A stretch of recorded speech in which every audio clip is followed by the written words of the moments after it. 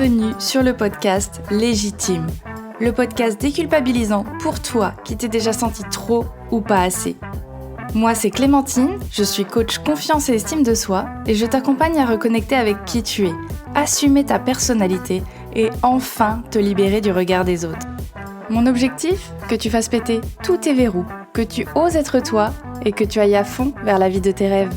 Retrouve chaque semaine des conseils, des clés, des retours d'expérience pour booster ta confiance et comprendre enfin que tu as de la valeur et que tu es légitime. Alors, tu es prête ? Aujourd'hui sur Légitime, j'avais envie de te faire un épisode qui m'a été inspiré clairement par mes dernières conversations, donc avec une de mes amies, de mes très bonnes amies, et aussi avec mon conjoint.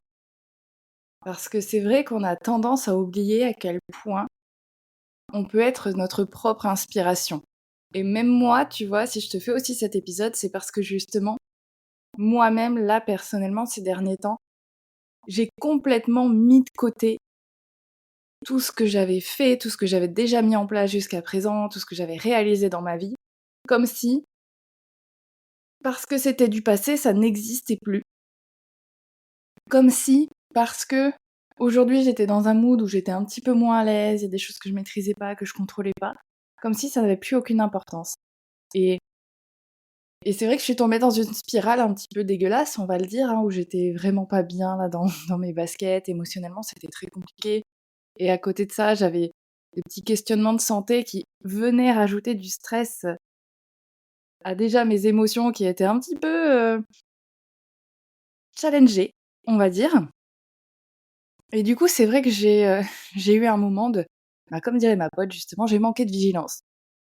J'ai manqué de vigilance, je me suis laissée embarquer en fait dans toute cette spirale assez négative où plutôt j'étais trop tout le temps la tête dans le guidon à penser à mon entreprise, comment faire pour qu'elle marche mieux, comment faire pour intéresser les gens, comment faire pour accrocher les gens, comment faire pour toujours faire des épisodes qui vous parlent, qui vous aident, qui vous accompagnent, vous proposez des offres, qui vous aident, qui vous accompagnent, enfin bref.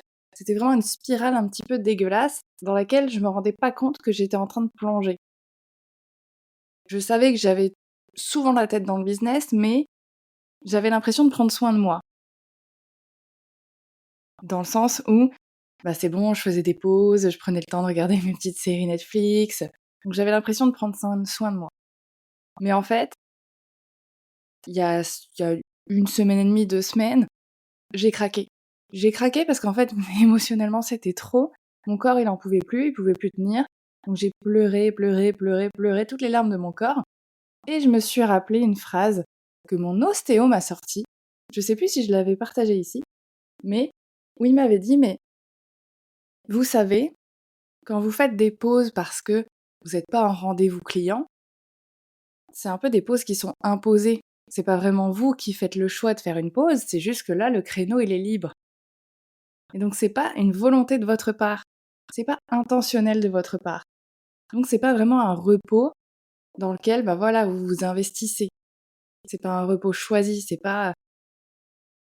Et c'est vrai que ça m'avait marqué parce que je m'étais dit c'est vrai. C'est vrai en fait. Quand je fais des pauses, soit je les fais parce que j'ai pas de coaché à ce moment-là, ou alors c'est quelque chose juste pour me distraire un petit peu, pour me vider la tête, pour pas penser à mes problèmes sur l'entreprise. Mais en fait, c'est pas vraiment des choses qui me nourrissent, qui me font du bien. Bref, tout ça pour dire que ces derniers temps, je suis retombée un petit peu dans mes vieux démons. Et déjà, c'est important de te dire que tu vois, c'est pas linéaire. Même quand t'as fait beaucoup de travail sur toi, il y a des fois où hop, tu manques de vigilance et tu retombes dans certains travers. Et en fait, c'est ok. C'est ok, mais faut pas y rester. Parce qu'au bout d'un moment, c'est plus ok. Enfin, c'est que t'as pas appris de tes erreurs. Mais c'est ok de retomber parfois dans tes travers. Mais derrière, c'est de savoir, ok, qu'est-ce qui s'est passé en fait? Qu'est-ce qui fait que j'en suis arrivée là? Qu'est-ce que je dois améliorer? Bref. Et donc en est venue cette conversation, notamment avec mon conjoint, parce que je lui disais, mais voilà, je suis trop con déjà de m'être lancée en fait dans l'entrepreneuriat. Pourquoi j'ai fait ça? Pourquoi j'ai fait cette prise de risque en fait? Parce que c'est du risque. pour moi, financièrement, de pas avoir une sécurité financière. C'est du risque, pour nous, du coup, parce que, si je peux pas, payer mon loyer, si c'est lui qui doit financer un petit peu plus parce que moi je dégage pas assez, ça va m'embêter, ça m'embête. C'est pas quelque chose que j'ai envie de laisser perdurer. Et puis qu'est-ce que ça veut dire de moi, en fait, si ça ne fonctionne pas comme j'aimerais? Qu'est-ce que ça veut dire de moi? Et tu vois, à ce moment-là, j'avais vraiment pas de recul. J'étais là genre: «Mais en fait, je suis trop con, je suis trop nulle. Je suis trop nulle d'avoir cru que pour moi ça pouvait marcher, que j'allais être, une de ces exceptions dans l'entrepreneuriat, pour qui ça marche, tu te lances et puis c'est bon, ça marche. Je suis con, en fait». Et j'étais en train de me reprocher ça, de me dire: «De toute façon, moi je suis toujours comme ça, je suis quelqu'un qui j'ai pas peur de me lancer en vrai». Si je suis, honnête avec toi, j'ai vraiment pas peur de me lancer dans la vie. Je suis quelqu'un qui a toujours eu confiance en elle.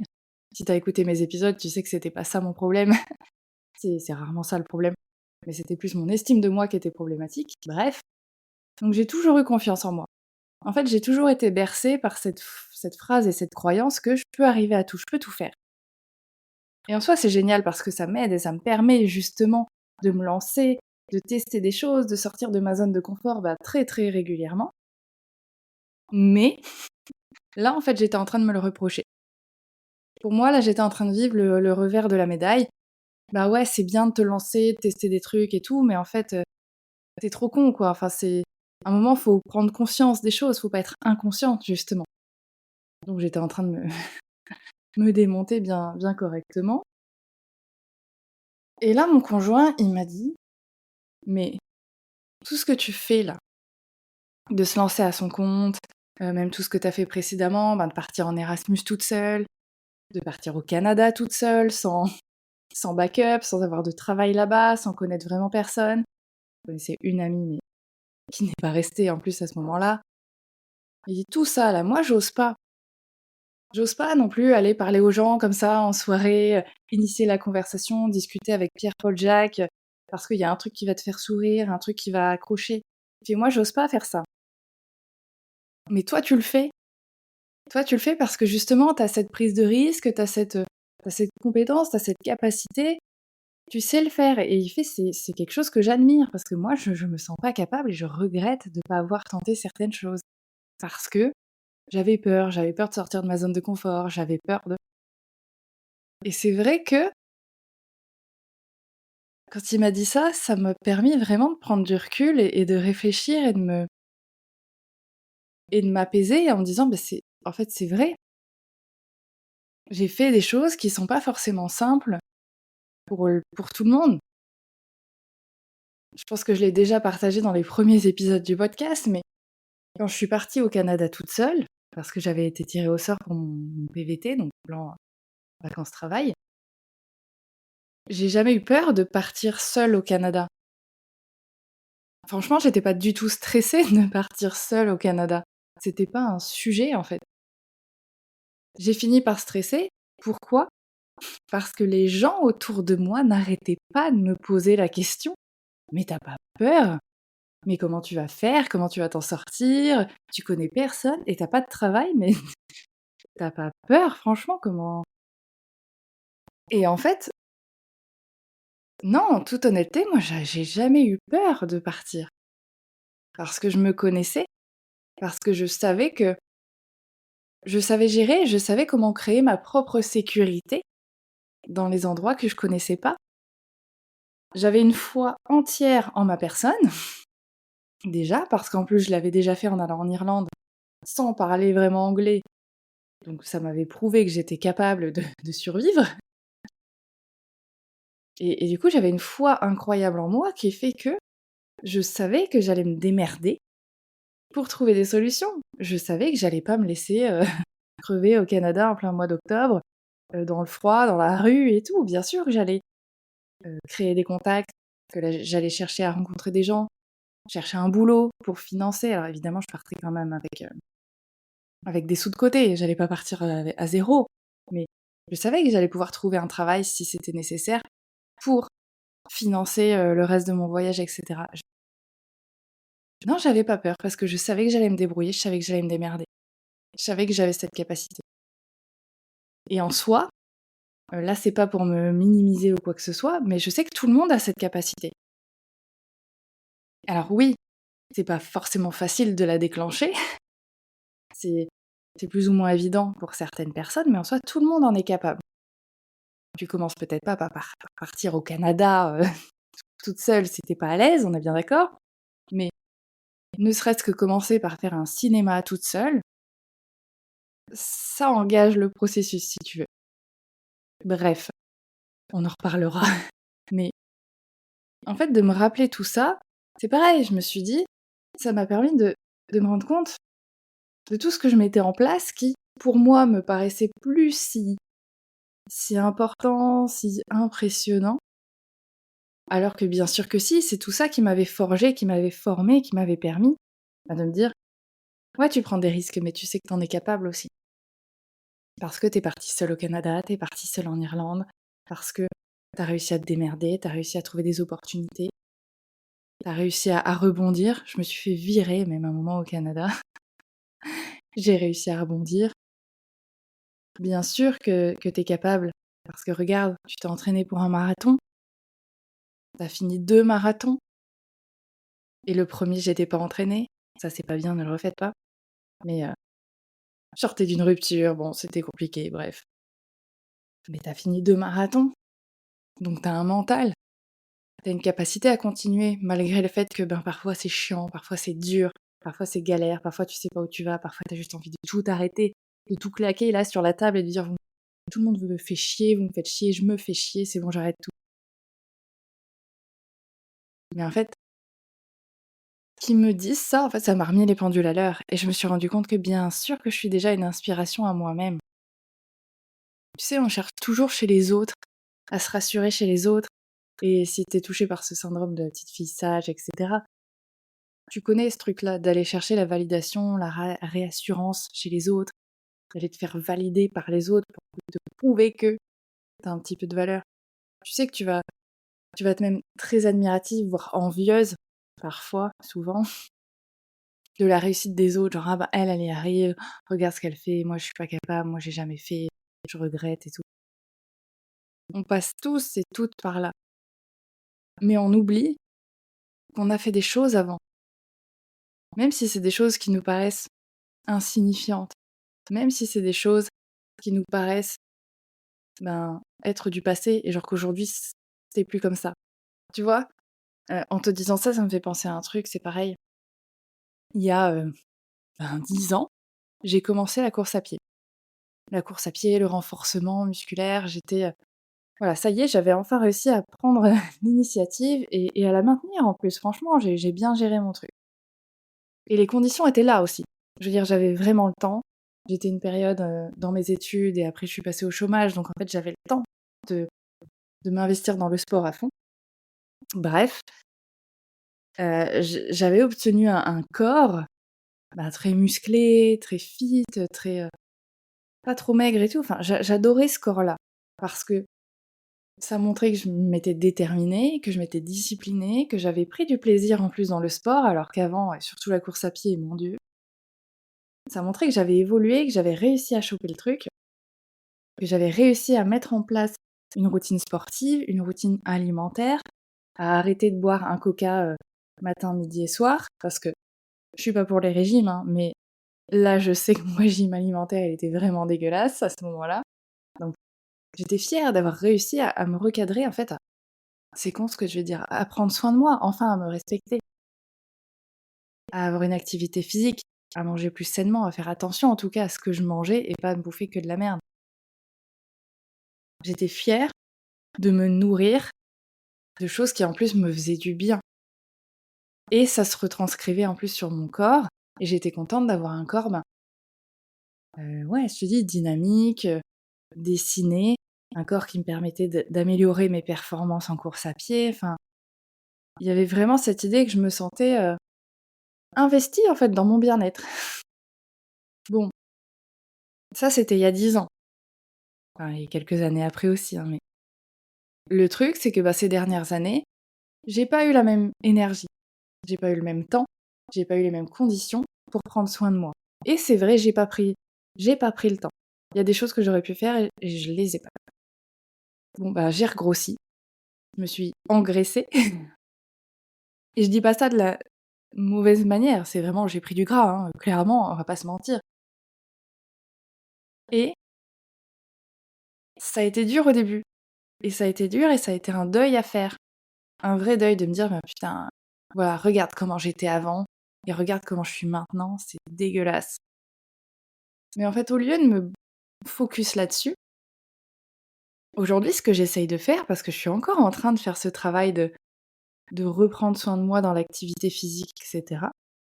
Ce que j'essaye de faire, c'est de me dire: «Mais oui, là, aujourd'hui, tu as plus ce corps-là, mais encore une fois, c'est pas les mêmes conditions. Mais en plus, tu l'as déjà fait une fois, donc inspire-toi de toi.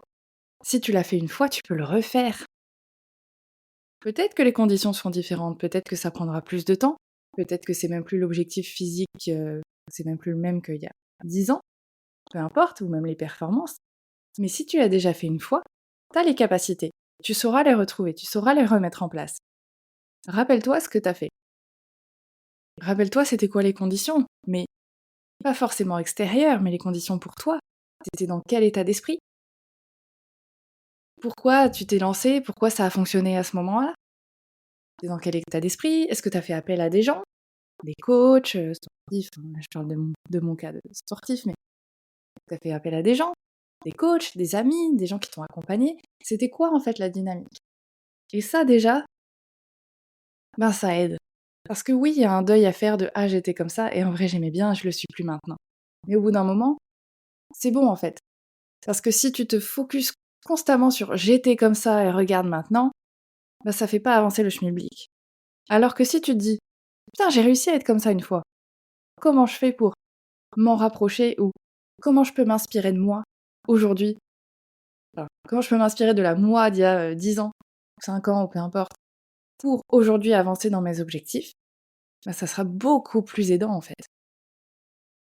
Et tu as déjà toutes les connaissances, parce que c'est toi. Tu auras pas à aller chercher les astuces de Pierre, Paul, Jacques ou de moi. Même si évidemment, je serais ravie que tu fasses appel à moi parce que c'est pas évident de prendre le recul. Mais déjà, tu as les ressources. La deuxième chose, le deuxième exemple que j'avais envie de te donner, c'est justement suite à une, conversation avec une de mes amies qui me disait: «Ça y est, j'ai réussi à faire un truc, toute seule. Je suis sortie toute seule, je suis allée voir une expo toute seule et ça me fait du bien parce que c'est vrai que autant en voyage, quand je voyage seule, j'ai aucun problème avec ça. Mais c'est vrai qu'en France, enfin là, dans mon pays, d'origine, on va dire, et ben, j'ai beaucoup de mal à le faire. Et et ça m'a fait sourire, parce que j'ai dit: «Mais pourquoi?» Parce qu'en soi, qu'est-ce qui change? Elle me dit: «Bah, je sais pas, le nouveau, enfin le fait que, en voyage, je peux être, qui j'ai envie d'être, quoi. Je peux me faire une toute nouvelle identité, quoi, si je veux». Et ça m'a vraiment fait sourire et je lui ai donné ce conseil et c'est ça qui m'a inspiré l'épisode, hein, mais je me suis dit: «Mais pourquoi tu t'inspirerais pas de la toi en voyage pour nourrir la toi qui n'est pas en voyage, en fait? La toi de France?» Parce que finalement, c'est exactement la même personne. Il est où le blocage? Parce que le regard des autres, en soi, en voyage, tu peux l'avoir aussi. Qu'est-ce qui fait qu'en voyage, tu te sens libre d'être toi-même? Qu'est-ce qui fait qu'en voyage, tu te sens à l'aise d'être la personne que tu as envie d'être? D'être celle qui t'inspire justement, celle qui se sent libre, légère, d'assumer ses bizarreries, d'assumer d'avoir envie d'aller parler aux gens, de créer le contact, et cetera. C'est quoi la différence? Elle a quoi de plus, elle? Cette version de toi, qu'est-ce qu'elle a? Pourquoi elle s'autorise? Comment elle fait pour se donner une autorisation? Et je trouve ça fascinant, vraiment je trouve ça fascinant et c'est méga intéressant à réfléchir parce que s'il y a des moments où tu arrives à être toi-même, avec certaines personnes, dans certaines conditions, et cetera, là aussi tu peux t'inspirer de toi-même. Qu'est-ce qui fait qu'avec telle personne, dans telle situation, je me sens moi-même et avec d'autres non? Et comment je peux adapter, ajuster, transférer ces compétences pour que je sois capable de l'être un petit peu dans toutes les situations? Comment je peux faire pour que la meuf qui part en voyage, ce soit la même meuf que tous les jours, en fait? Que tous les jours, j'ai la même assurance que cette meuf qui part en voyage et qui est beaucoup plus, ouverte, sûrement, qui est beaucoup plus, dans l'échange, qui est beaucoup plus, libre elle-même, qui assume, en fait, qui elle a envie d'être. Et franchement, j'ai trouvé ça méga intéressant et c'est pour ça que je te le partage. Donc je sais pas si ça résonne en toi, cette réflexion. Je sais pas si c'est des choses dans lesquelles tu peux faire les parallèles justement, où tu te dis: «Bah oui, c'est vrai que moi je suis plus, moi-même dans X ou Y situation». Mais c'est vraiment important que tu prennes le temps de réfléchir à quel moment de ta vie, ça peut même être, après une rupture amoureuse, peut-être tu t'es dit: «Je m'en sortirai jamais» et en fait, bah si, tu t'en es sorti, tu as réussi à remonter la pente. Ben, comment elle a fait cette fille-là pour s'en sortir? Qu'est-ce qu'elle a mis en place? Qu'est-ce qu'elle a fait? Qu'est-ce qu'elle a dit? Comment elle se sentait? Qui elle est allée voir ou pas? Et déjà, je pense que ça t'aidera beaucoup à te rendre compte que les capacités, tu les as. Peut-être que tu as du mal encore à les mettre en place dans d'autres situations et ça, c'est mon rôle en tant que coach de t'accompagner à débloquer les derniers verrous, mais tu verras que tu es capable et déjà savoir que tu es capable, je trouve que ça donne une dynamique pour se dire: «Là, je vais passer à l'action, c'est bon, j'en ai plein le cul, là, je vais passer à l'action. Je sais que je suis capable». Alors oui, ça sera pas facile, parce que chez moi, tu l'auras compris, c'est pas les bisounours. Oui, ce sera pas facile, mais c'est possible. En fait, ça ouvre une fenêtre sur la possibilité. C'est possible. C'est pas en un claquement de doigts, mais c'est possible. Donc, je vais terminer l'épisode là-dessus. J'espère qu'il va te plaire. Viens me faire des retours sur Instagram. Très autoritaire, mon Dieu. Mais si t'en as envie, viens me faire un retour sur Instagram. Ça me fera très plaisir d'échanger avec toi là-dessus. Et si t'as des blocages, ben, on va déjà en parler ensemble. Ou réserve tout simplement ton café découverte offert en description. Et sinon, je te souhaite une très bonne journée et à la semaine prochaine sur Légitime.